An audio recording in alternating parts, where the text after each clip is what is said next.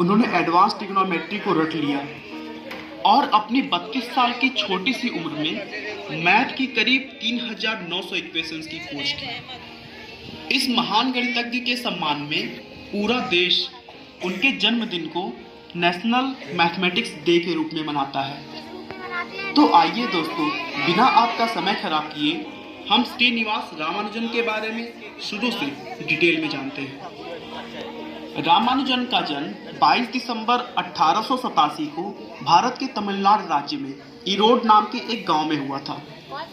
उनके पिता का नाम के श्रीनिवास अयंगर था, जो एक साड़ी की दुकान में क्लर्क के रूप में काम करते थे, और उनकी मां का नाम कोमल तामल था, जो एक हाउसवाइफ थी और साथ ही साथ पास के मंदिर में भजन गाने का काम करती थी। रामानुजन का बचपन ज़्यादातर कुंभकोणम नाम की जगह पर बीता, जो कि पुराने मंदिरों के लिए अभी भी बहुत फेमस है, और आज भी उनके घर को वहां म्यूजियम के रूप में देखा जा सकता है। बचपन में रामानुजन का बौद्धिक विकास सामान्य बच्चों से बहुत कम था। जहां बच्चे 1 या फिर 1.5 साल में बोलने लगते हैं, वहीं रामानुजन ने 3 सालों, और इसी वजह से उनके घर वालों को चिंता होने लगी थी कि कहीं वो गूंगे तो नहीं।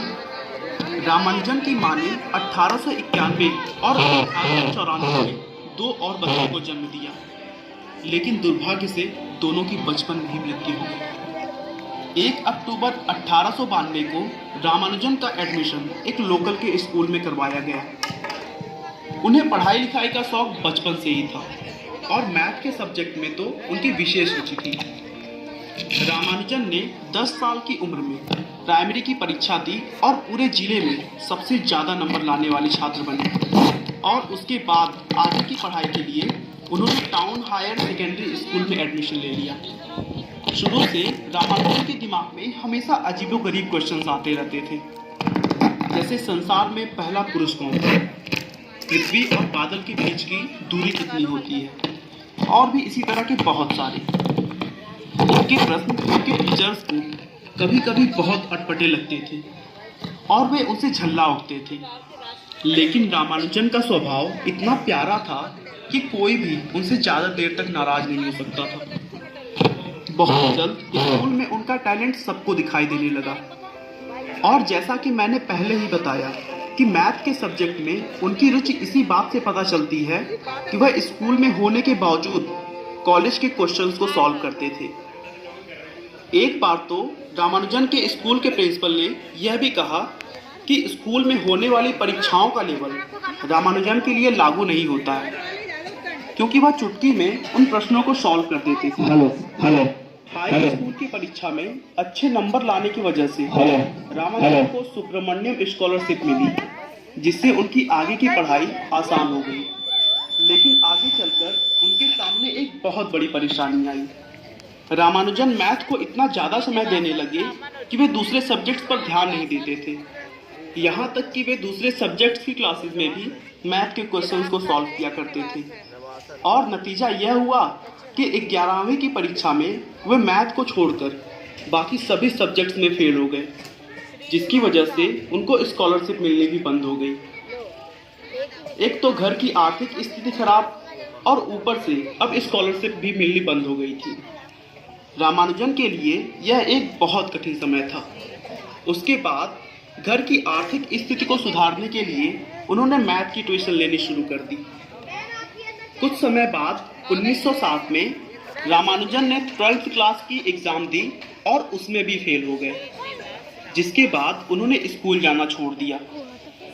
स्कूल छोड़ने के बाद अगले 5 साल का समय रामानुजन के लिए बहुत कठिनता भरा रहा।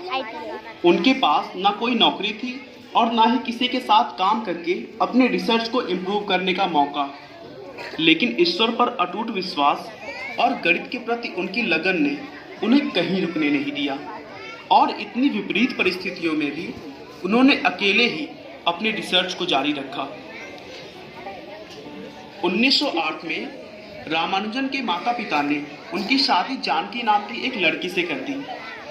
शादी के बाद अब वो अकेले नहीं थे, उनकी पत्नी की भी रिस्पॉन्सिबिलिटीज उन पर आ गई थी, और इसीलिए सब कुछ भूलकर मैथ की रिसर्च में लगे रहना पॉसिबल नहीं था। इसीलिए वे नौकरी की तलाश में मद्रास आ गए। लेकिन 12वीं की परीक्षा पास न होने की वजह से रामानुजन को नौकरी नहीं मिली और उसी बीच तबीयत भी बहुत बिगड़ गई, जिससे वापस उन्हें घर लौट कर आना पड़ा। तबीयत ठीक होने के बाद रामानुजन वापस मद्रास आए और फिर से नौकरी की तलाश शुरू कर दी। किसी के कहने पर वे वहां के deputy collector Shri V Ramaswamy Iyer से मिले।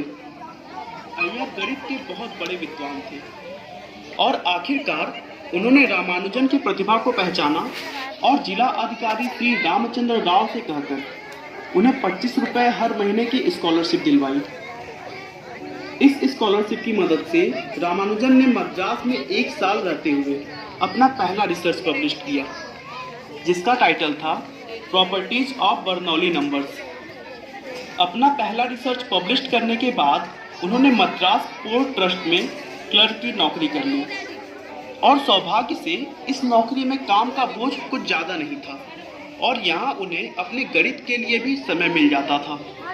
रामानुजन रात भर जाग कर नए नए गणित के फार्मूला लिखा करते थे और फिर थोड़ी देर आराम करने के बाद ऑफिस निकल जाया करते थे।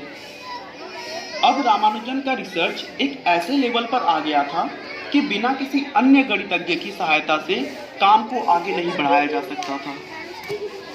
इसी समय रामानुजन ने अपने थ्योरी के कुछ फार्मूलाज को एक प्रोफेसर को दिखाया और उनसे सहायता मांगी, तो उनका ध्यान लंदन के प्रोफेसर हार्डी की तरफ गया। प्रोफेसर हार्डी उस समय विश्व के प्रसिद्ध गणितज्ञों में से एक थे। वे रामानुजन के